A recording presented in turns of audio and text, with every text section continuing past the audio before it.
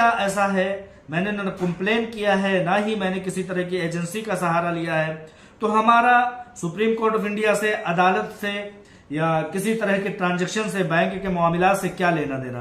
तो आप लोगों को बता देना चाहता हूं कि हिंदुस्तान में कोई भी कंपनी चलने वाली हो, हिंदुस्तान में जिंदगी बसर करने वाला कोई भी शख्स हो, वो अदालतों से ऊंचा, यहाँ के कॉन्स्टिट्यूशन से ऊंचा, यहाँ के कानून कवायद से ऊंचा नहीं हो सकता। लिहाजा सुप्रीम कोर्ट ऑफ इंडिया का जब ये जजमेंट आ गया कि ये 641 करोड़ रुपए हमारी मातहती में दीजिए, हम एक कमेटी का गठित करेंगे, एक कमेटी का इनेकाद करेंगे, वो कमेटी ये तय करेगी कि कितने परसेंटेज लोग एजेंसी में गए हैं, उनको कितने परसेंट पैसे देने हैं, और कितने परसेंट लोग हीरा ग्रुप ऑफ कंपनीज के सिमत में कंपनी के साथ खड़े हैं, हीरा ग्रुप ऑफ कंपनीज की तरफ कितने पैसे जाने हैं, उनके अकाउंट में कितने पैसे जाने हैं। वो कमेटी जब ये फैसला कर देगी तो एसएफआईओ में जाने वाले या डिपार्टमेंट में जाने वाले लोगों के पैसे उनकी तरफ चले जाएंगे, हीरा ग्रुप ऑफ कंपनीज की तरफ रहने वाले लोगों के पैसे हीरा ग्रुप ऑफ कंपनीज के अकाउंट में आ जाएंगे। यही होगी आखिरी तारीख और यही होगी पैसे देने और लेने की बात। लिहाजा सुप्रीम कोर्ट ऑफ इंडिया सबसे उच्च न्यायालय है, सबसे ऊंची अदालत है, वो जो हुक्म देती है उसको हमें मानना होता है।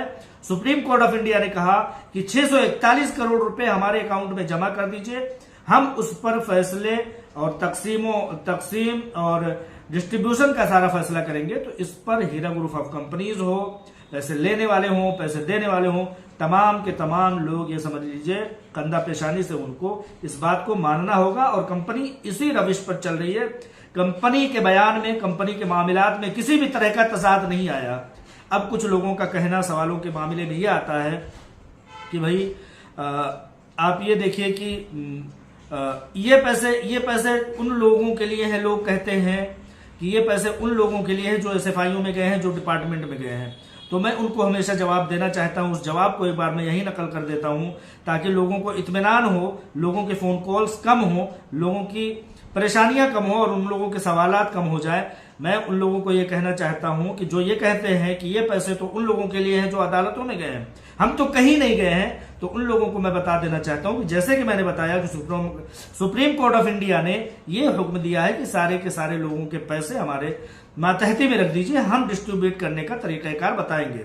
लिहाजा जो एसएफआईओ में गए हैं, जो डिपार्टमेंट में गए हैं, वो लोग सिर्फ और सिर्फ 25-50 करोड़ के लोग हैं। लेकिन पैसे कितने जमा हो रहे हैं सुप्रीम कोर्ट ऑफ इंडिया के अकाउंट में, या जमा होंगे या जमा हो गए हैं, वो 641 करोड़ रुपए हैं।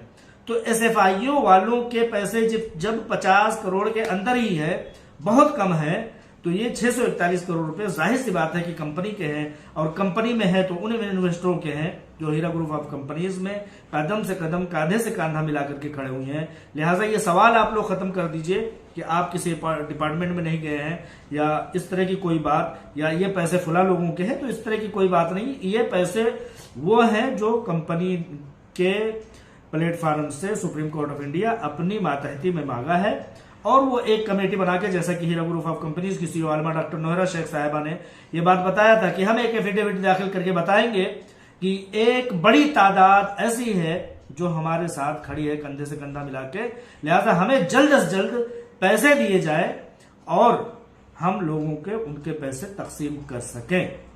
लिहाजा ये एक अपडेट छोटी सी थी, उसके साथ इत्मीनान दिलाने वाली बात मैंने इसलिए कह दिया क्योंकि ये सवाल बड़े पैमाने पर फोन कॉल्स के जरिए से, एसएमएस के जरिए से, ऑडियो वीडियो मैसेजेस के जरिए से आ रहे हैं।